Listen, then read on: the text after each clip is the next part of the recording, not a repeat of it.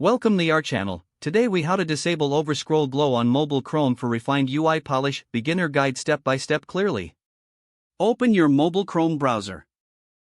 Tap the three-dot menu in the upper right corner. Select Settings from the drop-down menu. Scroll down and tap on Accessibility. Look for the Web Contents section. Under Web Contents, find the Overscroll Glow option. Toggle the switch to disable it. Exit the settings by pressing the back button. Now, open a website to check the change. You should notice that the overscroll glow effect is no longer present. Enjoy a more refined user interface in your Chrome browser. If the page does not load, refresh the browser or try again in a private or incognito window. Make sure you are using the correct email address, then retype it carefully to avoid small typos. If your password is not accepted, use the reset option and create a new strong password you can remember. Check your spam folder for verification or security emails, then complete any requested confirmation steps. Enable two-factor authentication if available to improve account security and reduce unauthorized access risk. After signing in, review your profile details so your contact information and settings are accurate and current. If you see an error message, note it down and try again after restarting your device and internet connection.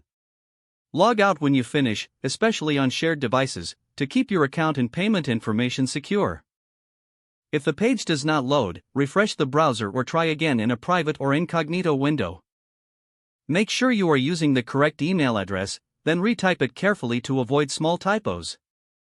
If your password is not accepted, use the reset option and create a new strong password you can. Check your spam folder for verification or security emails, then complete any requested confirmation steps.